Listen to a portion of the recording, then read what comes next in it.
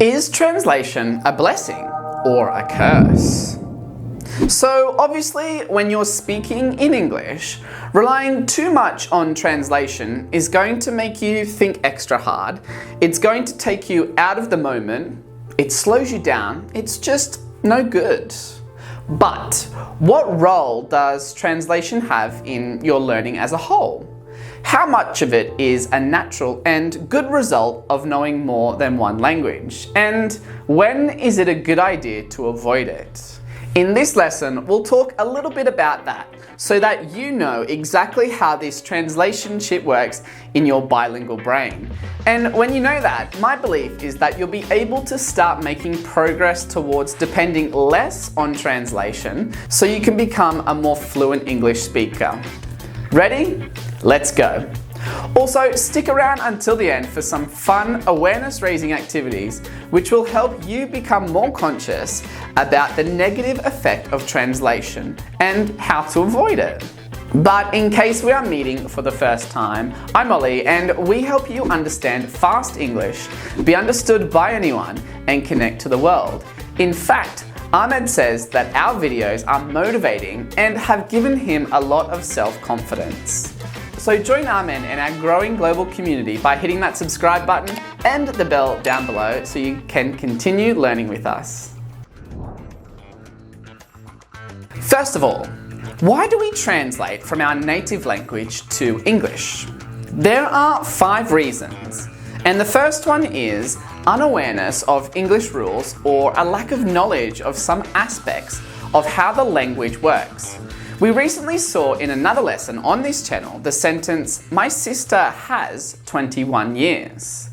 If you say this sentence, first of all, congrats on putting your English into use. But let's take a closer look. It might be that you didn't realize that in English we use the verb to be to talk about age. My sister is 21 years. The other problem with that sentence is that we never say years and stop there. We always need to say years old.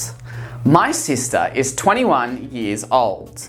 These 2 mistakes happened because you might have translated from your native language.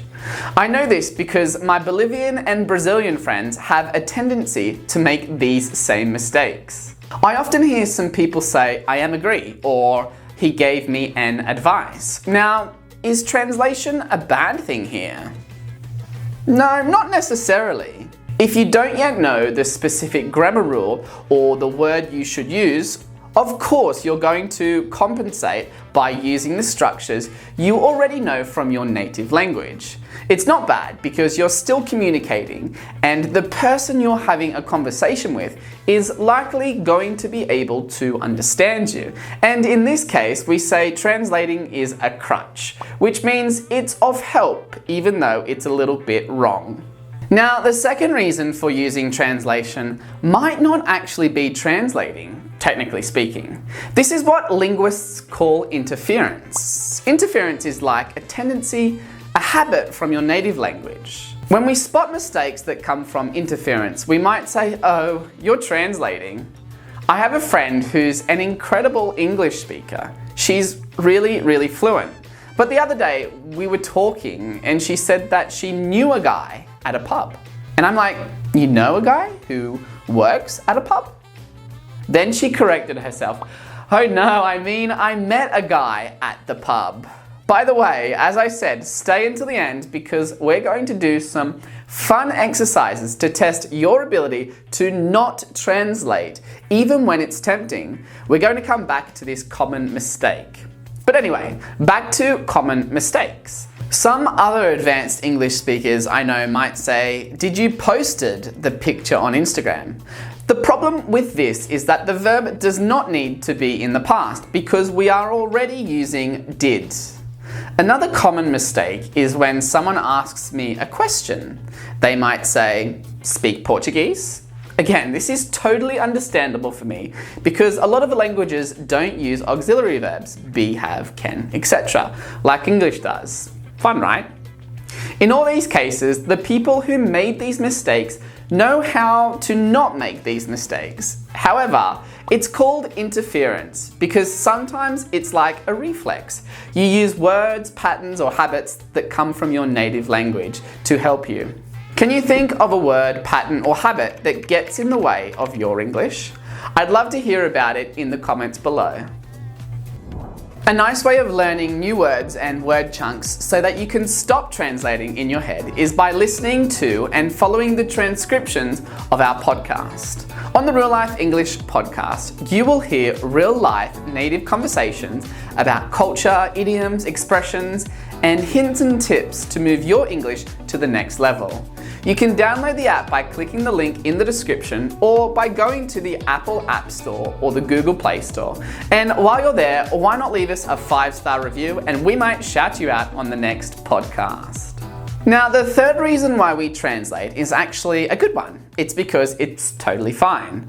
Your native language has some things in common with English. Cognates are words that are very similar in your native language and in English. For example, the word future in English, in Spanish and Portuguese, is futuro. So sometimes you can use cognates to your advantage. The fourth reason why we translate is because we fall for a trap. False cognates are words that look the same in your language and in English, but they actually mean completely different things. You might hear your teacher use the term false friends to describe this. Alrighty, let's have a little quiz. This word, embarazada, is a Spanish word. What English word do you think it looks like? Excited, empire, or embarrassed?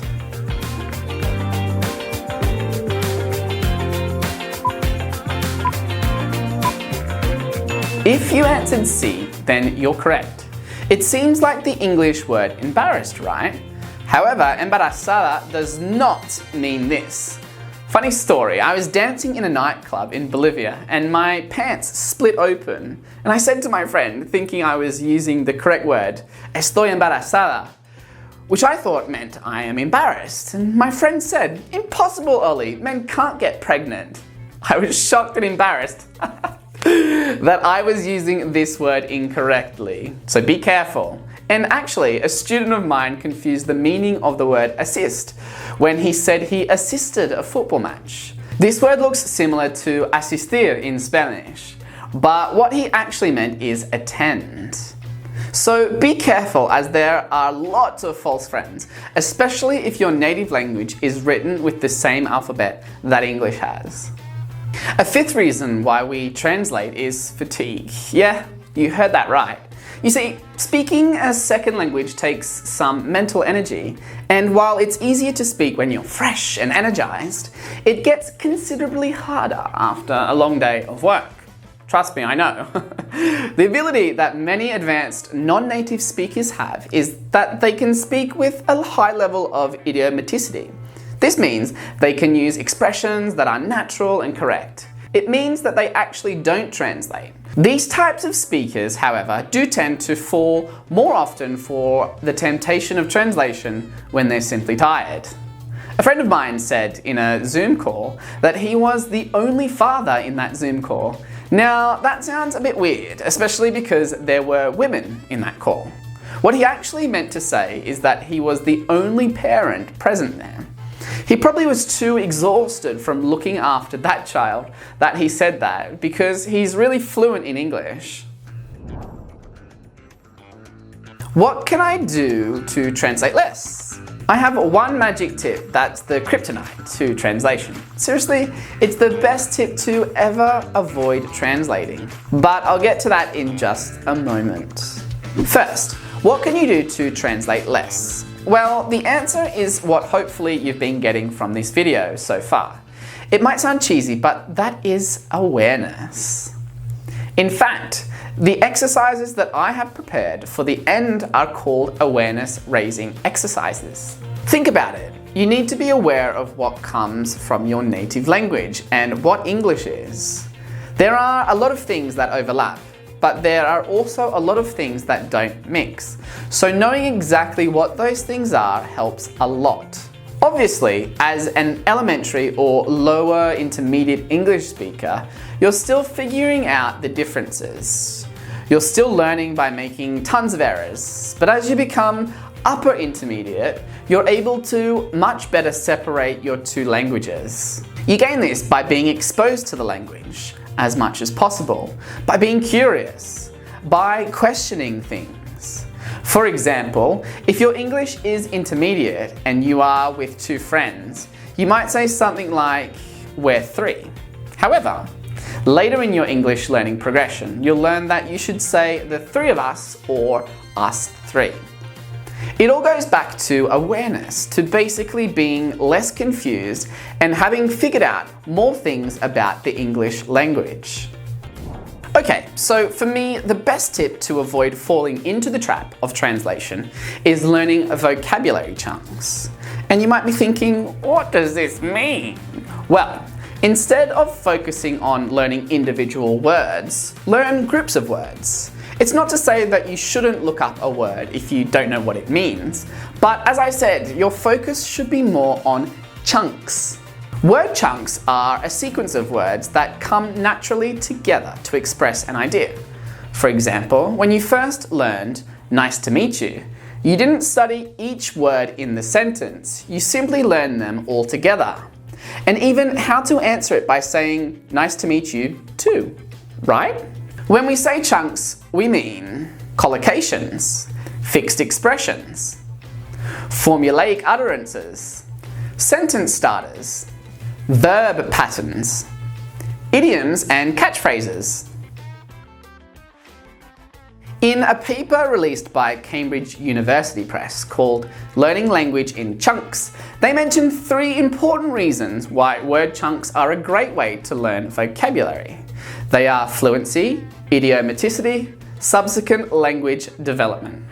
How does it contribute to fluency, you may ask? Well, various research studies have found that more fluent speakers are able to speak faster and with less hesitation due to the effective use of chunks. Then it increases idiomaticity because chunks help students appear as idiomatic language users. By that we mean they can use expressions that are natural and correct and are also of a high level. Lastly, it helps subsequent language development because it creates a strong base of language upon which more advanced language can be supported. Anyway, we believe so much on the power of learning vocabulary chunks that we made a recent lesson called "The #1 Key to Advanced Fluency: Word Chunks." So be sure to check it out for a more in-depth learning experience. I'll link it down in the description below, or you can also click up here. Let's now move on to the last section of this lesson, which I hope you've enjoyed so far. I'm going to describe some scenarios, and you'll have to form a sentence. Now, in order to create the correct sentence, you'll have to resist translating, because they all contain idiomatic features. Let's try it out. The first scenario is the following. It's about my friend who met a guy at the pub. They started dating, and she said that as she started to know more details about this person's life, she fell in love with him. Now, your task is to fill in the blank with the correct expression. Hint: use the word know and him.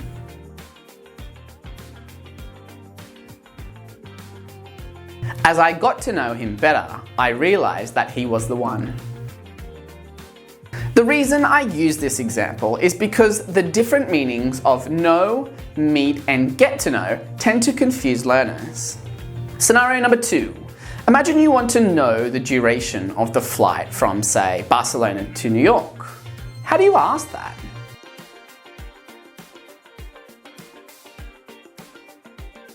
How long does it take to fly from Barcelona to New York? With this one, maybe you get confused with the word last, long, or much time, or have a tendency to use word duration. However, the word take is the most commonly used in this case. Scenario number 3, and it's no secret that Bill Gates has a lot of money. Actually, he has more money than anyone else, I think. And how do you say that in a short, to-the-point sentence using the word richest?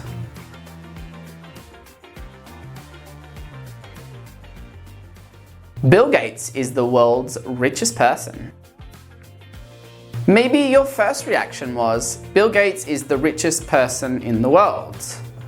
which is also correct. More learners say that instead of the world's richest person, because saying the richest person in the world is closer to a lot of people's first language.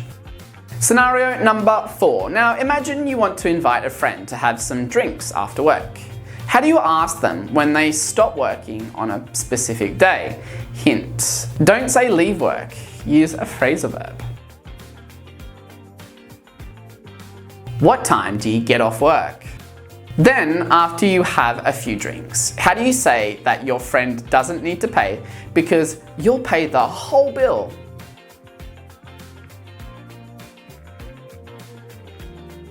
Did you say, I'll pay the bill? Well, that's not wrong. A more idiomatic expression is, it's on me, or I got it, or even my shout. Scenario number 5. The last one is a basic grammar error in English that probably is correct in your native language. What do you call this? Use the word star and hotel. This is a 5-star hotel. The reason why I thought of this example is because I often see people saying a 5 stars hotel. The thing is, English adjectives are never in the plural. That's why it's not $1 million question, it's $1 million question. Okay, so in this lesson we went over the 5 reasons why we translate. Because we don't know something in English or any other language we're learning, so we fall back into the structures of our native language, which is totally normal. And because of interference, and also because of cognates, which are words that seem similar. I gave the example of futuro and future in English. And I'm sure in your language as well there are many other cognates. Then there's false cognates, which are the opposite of that. And lastly, because when you're tired, you're likely to make more mistakes than usual. Natural, right? Then I covered how being more aware of similarities and differences is what is going to make you translate less. I also talked about vocabulary chunks as a great learning strategy that's going to make you become more fluent. So make sure you follow us on Instagram at reallife.english so you can stay updated with all our lessons across all of our channels. I hope you enjoyed today's lesson and I will see you next time. Ah, yeah. Wow, that's a beautiful picture frame. What's the word for frame in Portuguese?